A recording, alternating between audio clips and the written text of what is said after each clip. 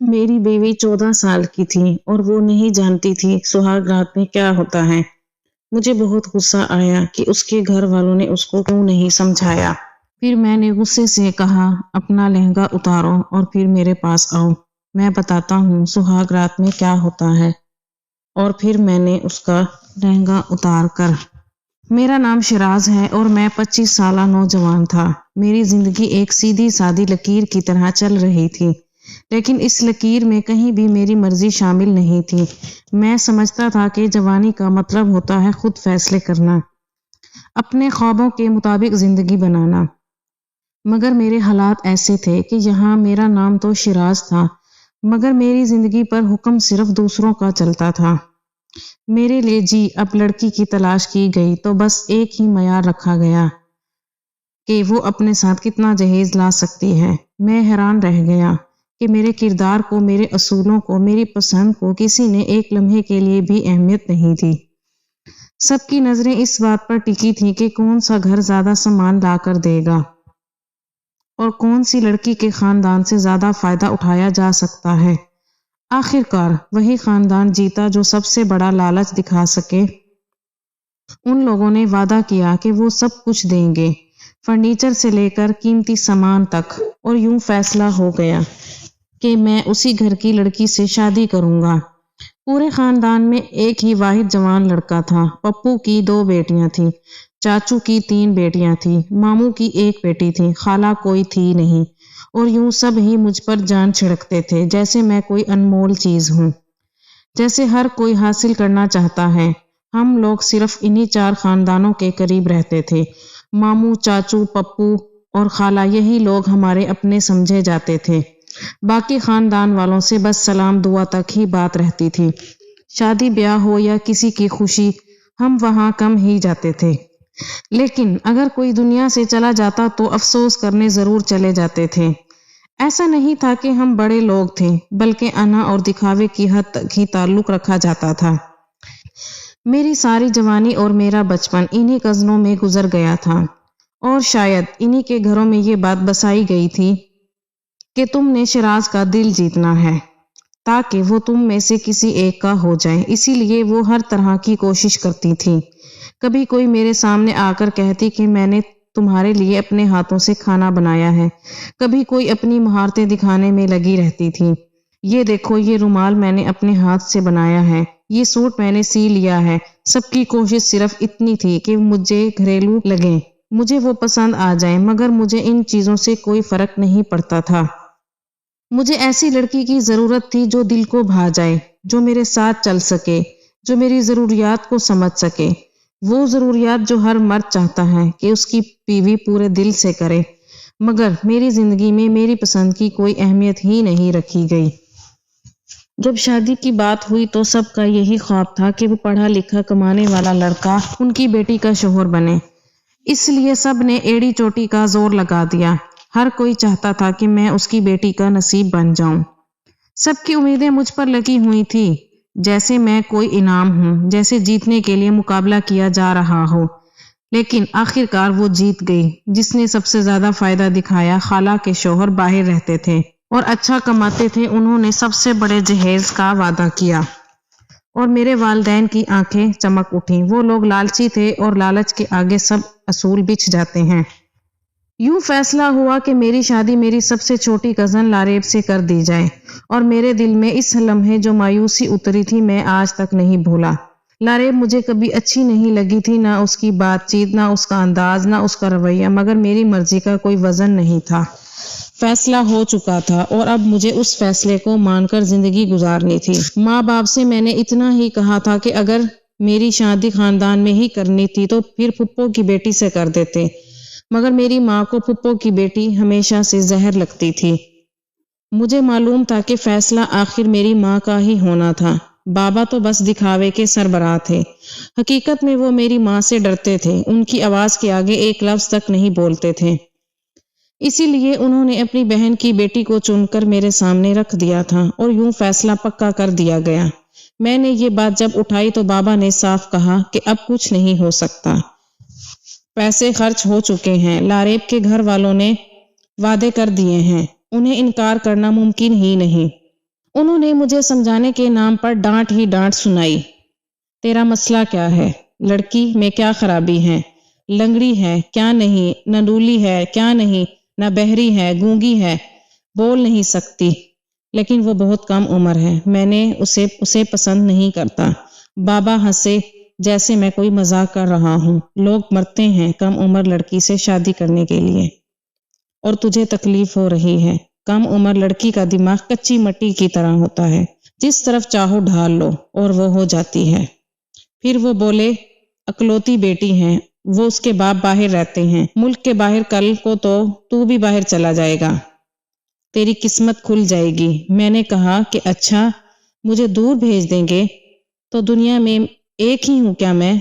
क्या कसूर किया है मुझे? क्यों धकेल रहे हैं? वहां बाबा ने मेरी बात बिल्कुल नहीं सुनी। वो बोले कि दूर भेजेंगे तो क्या सीने से लगा के रखें? इधर तेरी नौकरी अच्छी है, लेकिन पाउंड की कमाई तो नहीं कर रहा ना।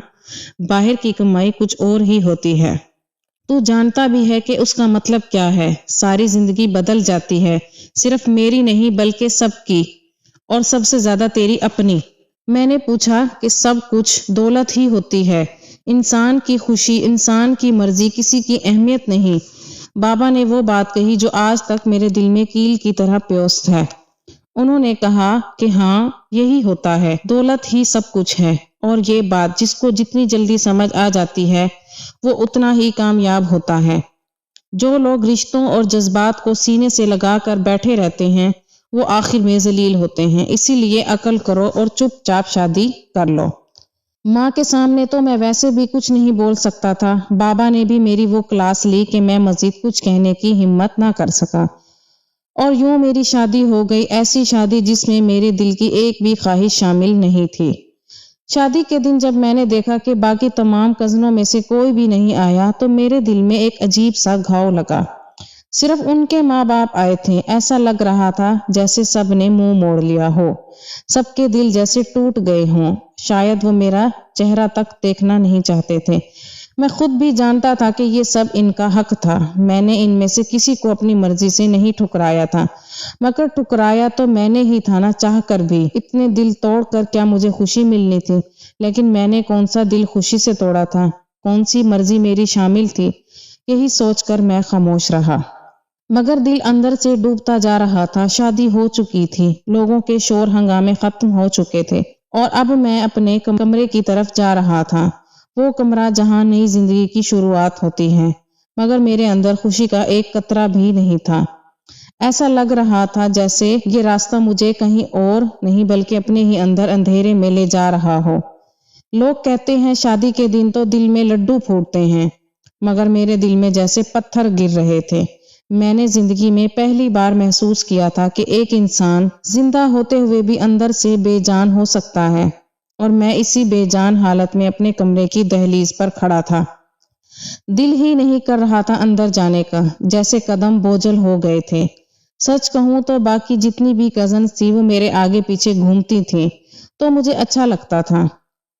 वो सबसे कम उम्र की तो थी, उनके अंदाज में खुद एतमादी भी थी, समझ भी थी, और वो सब जानती थी कि एक लड़का किस तरह सोचता है। मगर लारेब के बारे में मैंने गलती से भी कभी ऐसा नहीं सोचा था। उसका बचपन मेरे सामने गुजरा था और अब अचानक वो मेरी बीवी बन गई थी। ये बात मेरे अंदर कहरे की तरह उतर रही थी। इस शादी में मेरे लिए एक ही चीज बची थी और वो थी नफसानी ख्वाहिशात, क्योंकि इसके अलावा हमारे रिश्ते में कुछ भी तो नहीं था। ना मैं उसे पसंद करता था, मुझे यकीन था कि वो भी मुझे पसंद नहीं करती थी, क्योंकि उसने कभी मेरे दिल को अपनी तरफ खींचने की कोशिश ही नहीं की। बाकी सब कुछ जो मेरे पीछे घूमती थी वो शायद अब कहीं बैठी रो रही थी, और वो रोना उनका हक भी था, क्योंकि दिल तोड़ने वाला मैं ही था। चाहे मर्जी मेरी ना भी हो, खुश तो मैं भी नहीं था। अंदर से सब कुछ खाली खाली सा लग रहा था। खैर, मैं हिम्मत करके कमरे में दाखिल हो गया। वो सामने बैठी हुई थी, शर्माए हुए अंदाज में, मगर मेरे अंदर कोई जज्बा नहीं था।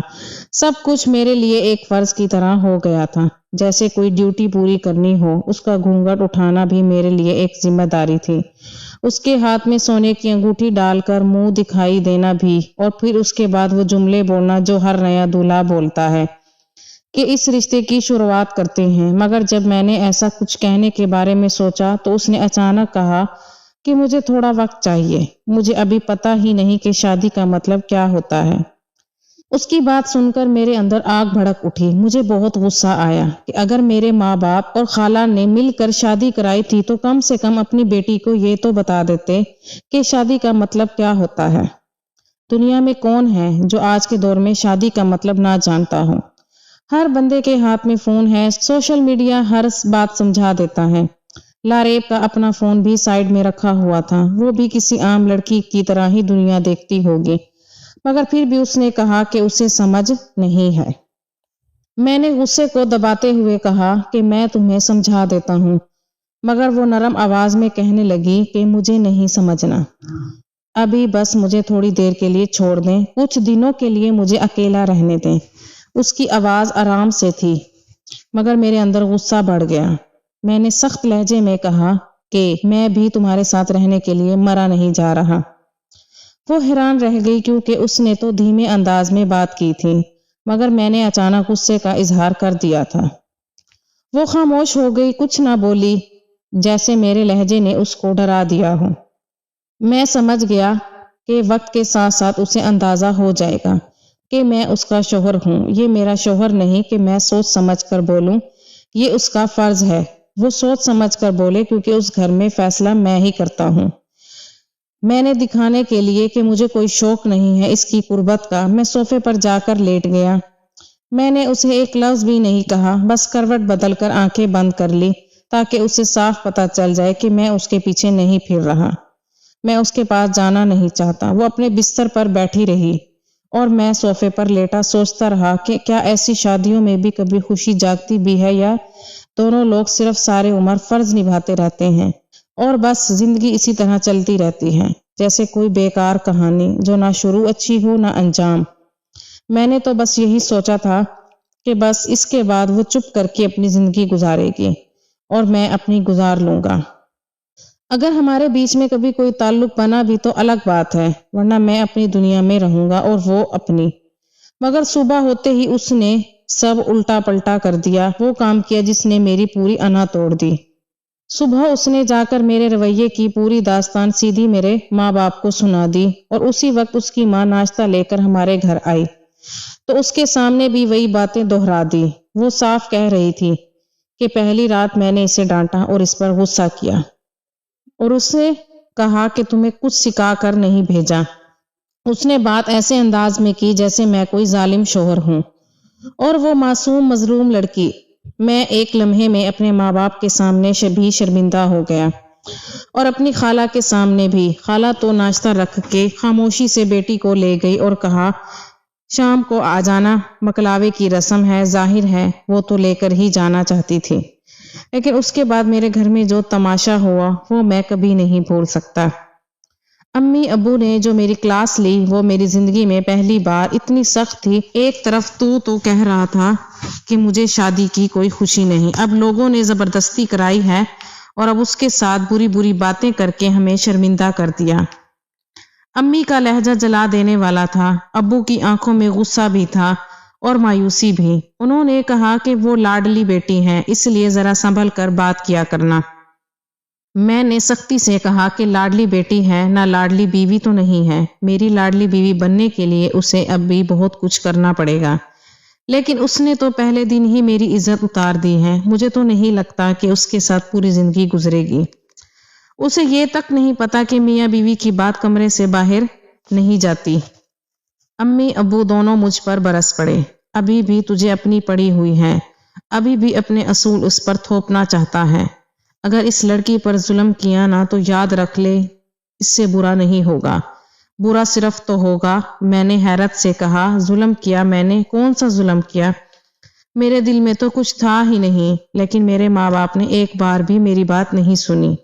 ہر لفظ میں صرف اس کا ساتھ دیا، جیسے میرا بیٹا ہونا کوئی گناہ ہو۔ ان کا انداز بتا رہا تھا کہ چاہے غلطی اس کی ہوتی تب بھی لاڈلی بیٹی کا ساتھ ہی دیا جاتا۔ اب مجھے یقین ہو گیا کہ وہ لڑکی کتنی عجیب ہے۔ ایک دن کی شادی میں گھر کا ماحول بدل دیا۔ पूरा फसाद डाल दिया था। शाम हुई तो बाबा ने हुक्म दिया कि उठो, जाओ उसे लेकर आओ। रस्म है, वहाँ सबके साथ खाना खाओगे और फिर इज्जत से उसे अपने साथ वापस लाना है। और खबरदार जो वहाँ मुंह बनाकर बैठे रहे, तुम्हारी हर बात की खबर हमें मिलेगी। मैंने गुस्से से कहा कि ठीक है, साथ ही तंज किया कि ये भी पूछ लीजिएगा कि मैंने कितने निवाले खाए और कितनी दफा सांस ली। बाबा ने सख्ती से कहा कि बकवास बंद करो, दफा हो जाओ और वही करो जो कहा है।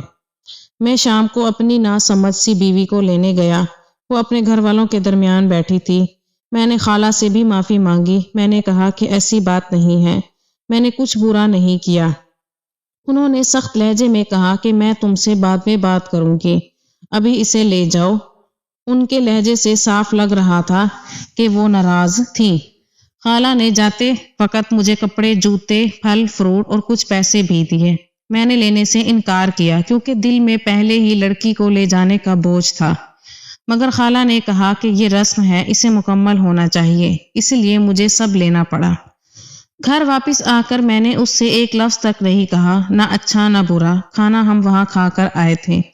वो अपने बिस्तर पर जाकर सो गई, मैं सोफे पे आकर लेट गया। हम दोनों एक ही घर में थे, मगर दोनों एक दूसरे से कोसों दूर, जैसे सिर्फ दो जिस्म एक छत के नीचे रख दिए गए हों और उनके दरमियान कोई भी रिश्ता ना हो। यूं हमारी शादी का दूसरा दिन भी खामोशी, गुस्से और बोझ की तरह गुजर गया। लारेब की जिंदगी घर के अंदर बिल्कुल अलग थी और मेरे साथ बिल्कुल अलग। उसके रवैये को देखकर मैं अक्सर हैरान रह जाता था। वो सुबह उठती तो सबसे पहले मेरी माँ के साथ बैठ जाती और उनके साथ घुल मिलकर बातें करती। कभी कभी हंसी मजाक करती जिस पर मेरी माँ भी मुस्कुरा देती, और कभी कभार मेरी माँ उसे नसीहतें भी कर देती और वो धीमे अंदाज में उनकी बातें सुनती और मान जाती कि इसकी ये बातें सुनकर मुझे अंदर से अजीब सा एहसास होता कि ये लड़की मेरी नहीं बल्कि सबकी है, जैसे इसका दिल हमारे घर के हर कोने में बट गया हो। बाबा के साथ भी उसका रवैया हल्का फुल्का और खुशगवार होता। कभी कभी वो मजाक कर देती और बाबा हंसी से उसे प्यार से डांट देते। वो सब कुछ बड़े आराम से करती, जैसे उसे बिल्कुल भी पता ना हो कि घर में एक शोहर भी है जो उसके बराबर बैठा है। वो सुबह जब जागती तो बाजार भी माँ के साथ जाती, कभी कोई चीज लेने जाती, कभी सब्जी या फल का इंतजाम करती, कभी कपड़ों के लिए जाती और वापस आकर सब कुछ तरतीब दे देती। उसके हाथ से जो भी काम होता मैंने देखा कि वो थोड़ा बहुत चाय बना लेती, कभी स्नैक बना देती, कभी सिर्फ महारत दिखाने के लिए हाथ लगाती, लेकिन वो सब कुछ इस तरह करती जैसे ये कोई खेल हो या रट लगाने जैसा अमल। और मेरे लिए ये सब कुछ बिल्कुल मामूली सा लगता। मैं अक्सर सोचता कि ये लड़की घर में तो ठीक है, सबके साथ खुश रहती है, काम करती है और सबकी खुशी के लिए कुछ ना कुछ करती रहती है, लेकिन मेरे साथ इसका रवैया बिल्कुल नॉर्मल होता है। मुझे कभी भी ये एहसास नहीं होता कि वो मेरी बीवी है। वो मुझे कभी किसी तरह का एहतराम या कुर्बत नहीं देती। बस ऐसे लगता है कि मैं वहां बैठा हूँ और वो भी वहां बैठी है, दोनों एक ही छत के नीचे मगर एक दूसरे की दुनिया में नहीं है। ये सोचकर मैं अक्सर दिल ही दिल में परेशान हो जाता। आखिर इसको ये समझाना कि शादी क्या चीज है और मियाँ बीवी के दरमियान ताल्लुक किस तरह होता, ये काम बहुत मुश्किल है, क्योंकि इसे शायद ये बात मालूम ही नहीं कि शादी का मतलब सिर्फ एक कमरे में रहना और एक बिस्तर पर सोना नहीं होता। मैं रोजाना उसे देखकर सोचता कि आखिर मैंने शादी क्यों की थी। क्या वाकई मैंने अपनी मर्जी के बगैर ये रिश्ता कबूल कर लिया था? और क्या ये रिश्ता बस ज़ाहिरी चीज़ों के लिए है या फिर कुछ भी हकीकी नहीं है? मैं अक्सर अपने दिल से ये सवाल पूछता कि अगर यही हाल रहा तो मेरी ज़िंदगी किस तरफ जाएगी।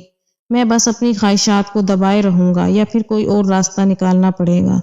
मेरे लिए सोचना भी मुश्किल हो गया कि या तो मैं किसी और के साथ चक्कर चला लूँ या बस फिर इसी तरह अपनी ज़िंदगी गुजारता रहूँ जैसे अब गुजर रही है। लारेब की हर बात, हर हरकत, हर हंसी मुझे ये एहसास दिलाती कि वो बस इस रिश्ते को सिर्फ एक रस्म समझती है। उसे शादी के असल मतलब से कोई सरोकार नहीं है। उसे सिर्फ ये पता है कि अब उसका एक शोहर है और अब वो एक कमरे में एक बिस्तर पर मेरे साथ रहेगी। बाकी सब कुछ उसे समझ नहीं आया और ना ही दिलचस्पी थी। मैं अक्सर अपने दिल में ये सोचता कि ये लड़की अपने घर वालों की लाडली है, मगर मेरी लाडली बीवी नहीं है। उसे ये हकीकत कभी मालूम नहीं होगी, और अगर ये हकीकत वक्त पर ना समझेगी तो फिर हमारी जिंदगी एक जैसे दिनों में गुजर जाएगी। ہر دن بس ایک سا، بغیر جذبات کے، بغیر کسی احساس کے۔ میں اکثر سوچتا کہ اگر یہی سلسلہ جاری رہا اور میں نے اسے سمجھانے کی کوشش نہ کی تو میرا دل اس سے بھر جائے گا اور میں خود بھی اس رشتے سے خفا ہو جاؤں گا۔ میں نے اپنے آپ سے وعدہ کیا کہ یا تو میں اسے کسی طرح سمجھاؤں گا یا پھر اپنی زندگی کے لیے کوئی اور راستہ ڈھونڈوں گا، کیونکہ بس اس طرح جھیلنا میرے لیے ممکن نہیں تھا۔ دل چاہتا ہے کہیں اور نکل جاؤں یا پھر بس اپنے دماغ میں اس رشتے کی تمام توقعات کو ختم کر دوں۔ میں اکثر رات کو سوچتا کہ لاریب کے ساتھ میرا رشتہ صرف کمرے کے اندر رہنا اور بستر پر سونا ہی ہے، باقی سب کچھ اس کے لیے نہیں ہے۔ اسے نہ تو میرا احترام سمجھ آیا ہے، نہ میری خواہشات کا خیال آیا ہے، اور نہ ہی وہ کسی طرح میرا ساتھ دینا چاہتی ہے۔ یہ سوچ کر میرا دل اندر سے ٹوٹ جاتا اور میں اکثر خود سے پوچھتا کیا واقعی یہ رشتہ بس ایک رسمی بندھن ہے یا کچھ حقیقی ہونے کی بھی امید ہے۔ میں روزانہ اسے ایک رسمی بندھن یا کچھ حقیقی ہونے کی بھی امید ہے۔ میں روزانہ اسے دیکھ کر اپنی زندگی کے فیصلوں پر غور کرتا کہ کہیں میں اپنی مرضی سے نہیں بلکہ دوسروں کے فیصلے کے غلام بن گیا ہوں۔ لیکن میں یہ بھی جانتا تھا کہ اگر میں نے خود اپنی زندگی کو قابو نہ کیا اور صرف حالات کے سامنے جھک گیا تو میرا دل ہمیشہ اس سے بھرا رہے گا اور میں خود بھی خوش نہیں ہو پاؤں گا۔ اس لیے میں نے یہ فیصلہ کیا کہ یا تو میں اسے سمجھانے کی کوشش کروں گا یا پھر اپنی زندگی میں کوئی اور راستہ نکالوں گا۔ میں نے دل میں ٹھان لیا کہ بس یہی راستہ ہے، باقی سب کچھ وقت کے ہاتھ میں چھوڑنا پڑے گا۔ لاریب کی ہر حرکت، ہر ہنسی، ہر کام مجھے یہ بتا رہا تھا کہ وہ اپنی زندگی میں خوش ہے، مگر میری زندگی میں وہ بس ایک رسم ہے، ایک فرض ہے، ایک بوجھ ہے، اس کے ساتھ کوئی تعلق قائم نہیں ہے۔ اور اگر میں نے یہ بات دل سے قبول نہ کی تو میرا دل اور زیادہ زخمی ہو جائے گا۔ میں روزانہ اپنے دماغ میں یہ سوال اٹھاتا کہ آخر اس شادی کس لیے کی گئی تھی؟ اگر صرف کمرے کے اندر رہنا اور بستر پر سونا ہی مقصد ہے تو یہ رشتہ واقعی کیا ہے؟ میں اکثر سوچتا تھا کہ اگر یہی سلسلہ جاری رہا اور میں نے کچھ نہ کیا تو یا تو میرا دل اس سے بھر جائے گا اور میں خود بھی اس رشتے سے خفا ہو جاؤں گا اور میری زندگی صرف رسموں اور دکھاوے کے درمیان گزر جائے گی۔ میں نے دل ہی دل میں فیصلہ کیا کہ بس یا تو میں اسے کسی طرح سمجھاؤں گا اور اپنے تعلق کو حقیقی بنانے کی کوشش کروں گا یا پھر بس اسی طرح اپنی زندگی گزارنے پر مجبور رہوں گا، کیونکہ اس کے علاوہ میرے پاس کوئی اور راستہ نہیں تھا۔ لاریب میری ماں کے ساتھ بیٹھی باتیں کرتی، بابا کے ساتھ ہنسی مذاق کرتی، بازار جاتی، کام کرتی، تھوڑا بہت اور چائے بنا لیتی، مگر میرے ساتھ اس کا رویہ ہمیشہ نارمل رہتا ہے، جیسے وہ سمجھتی اور بستر پر سونا ہی شادی ہے۔ اور میں روزانہ اس رویے کو دیکھ کر سوچتا کہ یہ رشتہ بس ایک ظاہری بندھن ہے یا پھر کچھ حقیقی ہونے کا بھی امکان ہے۔ میں نے دل ہی دل میں اپنے آپ کو تیار کیا کہ یا تو میں اسے سمجھاؤں گا یا پھر بس اسی طرح اپنی زندگی گزاروں گا، کیونکہ بس یہی راستہ بچا تھا میرے لیے۔ دوسری طرف میں اپنے ماں باپ کے لیے حیران سا محسوس ہوتا تھا، جن کو ہر بات کا پتہ تھا، لیکن یہ خیال نہیں تھا کہ وہ میری بیوی کو کچھ سمجھائیں گے۔ میں اکثر سوچتا کہ شاید وہ بس رسموں اور دکھاوے کے لیے موجود ہیں، حقیقت میں میری زندگی کی کوئی فکر ان کو نہیں ہے۔ ایک دن جب میں آفس سے گھر واپس آیا تو میری ماں میری بیوی سے بات کر رہی تھی۔ وہ کہہ رہی تھی کہ بس اب جلدی سے اس گھر میں ایک چھوٹا سا مہمان آ جائے تو بس پھر یہ فیملی مکمل ہو جائے گی۔ میں جیسے ہی یہ بات سنی میری آنکھیں کھلی کی کھلی رہ گئی کہ چھوٹا سا مہمان کیا ہم نے آرڈر پر تیار کروانا تھا اور وہ آن لائن ڈیلیوری کروانی تھی؟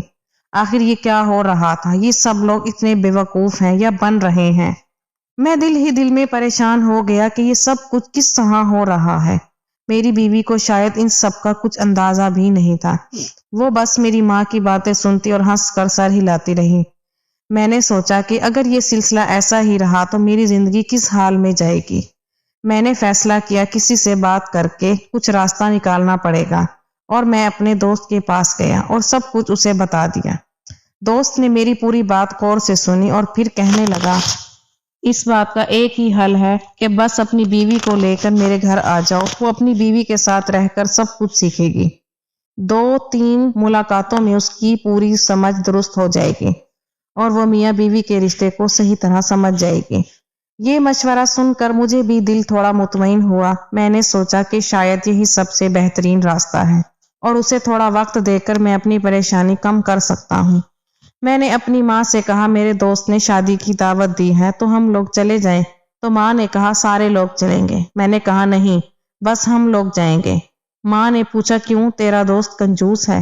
میں نے کہا نہیں، بس ہمارے لیے ہی، بس یہ پروگرام بنایا ہے۔ ماں نے آخر کہا ٹھیک ہے، اور یوں ہم لوگ تیار ہو گئے۔ میں نے اپنی بیوی کو اپنے دوست کی بیوی کے ساتھ کمرے میں چھوڑا اور خود میں دوست کے ساتھ بیٹھک میں بیٹھ گیا۔ وہاں ہم نے کھانا بھی الگ الگ کھایا کیونکہ اس کے گھر میں تھوڑا پردے کا ماحول تھا۔ میں باہر بیٹھا تھا مگر دل میں سب کچھ گھوم رہا تھا، آخر کب میری بیوی کو سمجھ آئے گی۔ جب لاریب وہاں سے واپس آئی تو وہ میرے سامنے آئی اور کہنے لگی کہ آپ بستر پر آ کر کیوں نہیں سوتے؟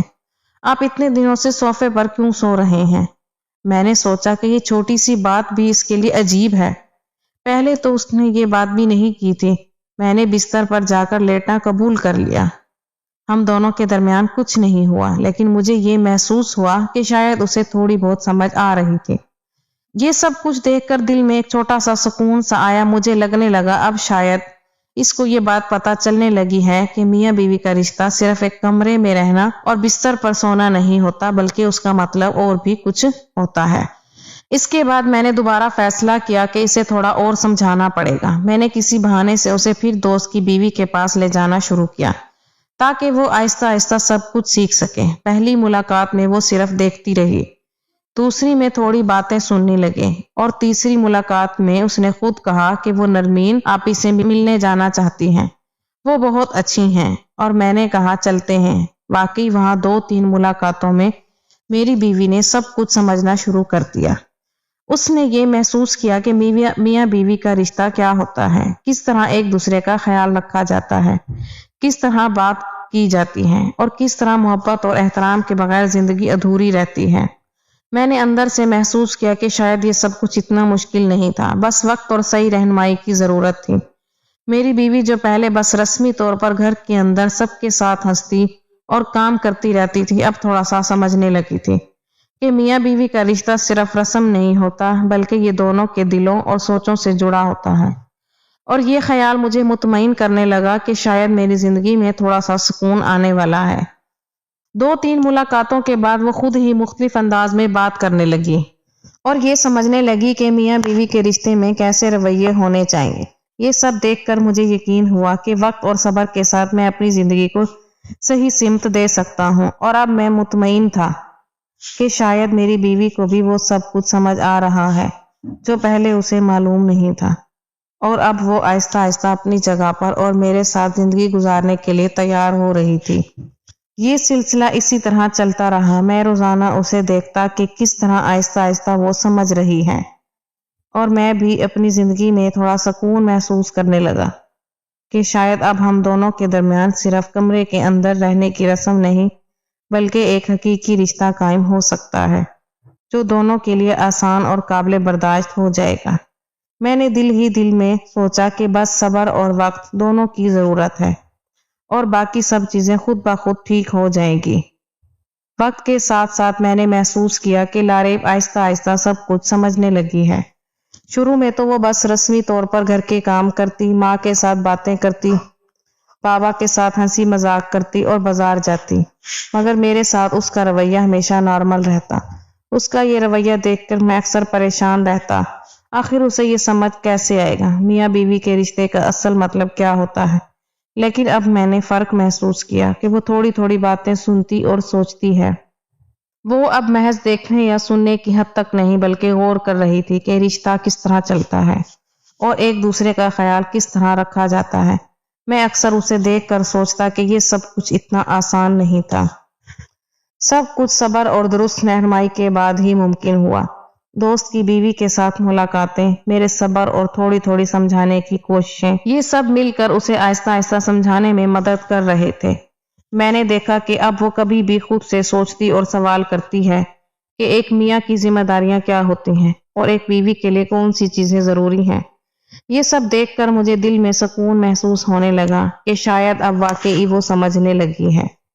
لاریب اب میری باتیں غور سے سنتی تھی اور کبھی کبھار میری طرف دیکھ کر ہلکی سی مسکراہٹ بھی دے دیتی تھی، جیسے یہ جان رہی ہو کہ وہ اب چیزیں جو پہلے اس کے لیے محض رسم اور کمرے کے اندر رہنا تھی، وہ اصل میں بہت زیادہ اہم ہیں۔ اس کا رویہ آہستہ آہستہ بدلنے لگا۔ وہ اب صرف گھر کے کام یا سب کے ساتھ خوش رہنے کی کوشش بھی کر رہی تھی۔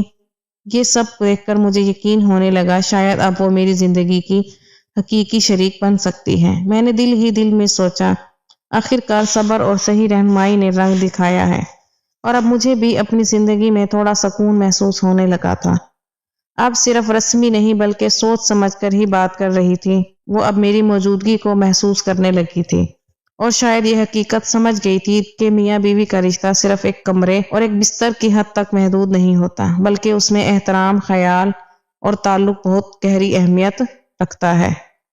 میں اکثر اسے دیکھ کر سوچتا کہ شروع میں میری پریشانی کتنی زیادہ تھی، کتنی مشکلیں آئیں اور کتنی باتیں میری سمجھ میں نہیں آ رہی تھی، لیکن اب سب کچھ آہستہ آہستہ واضح ہو رہا تھا۔ میں نے دل ہی دل میں فیصلہ کیا کہ بس صبر اور وقت ہی سب کچھ بدل سکتا ہے، اور واقعی ایسا ہوا کہ لاریب اب تھوڑی تھوڑی سمجھنے لگی تھی، اور وہ اب بھی سب چیزیں جان رہی تھی جو پہلے اسے معلوم نہیں تھی۔ اب میں محسوس کرتا تھا کہ میری زندگی میں جو خلا تھا وہ آہستہ آہستہ پر ہو رہا ہے۔ میری بیوی اب محض ایک رسم کی حد تک نہیں بلکہ سمجھدار اور آہستہ آہستہ سمجھنے والی ساتھی بن رہی تھی۔ میں نے دل ہی دل میں سوچا کہ شاید یہی اصل زندگی ہے، جب انسان صبر کرتا ہے، وقت دیتا ہے اور دوسرے کو سمجھنے کا موقع دیتا ہے، اس کے بعد وہ خود بھی سمجھنے لگتا ہے اور رشتہ حقیقی معنوں میں قائم ہو جاتا ہے۔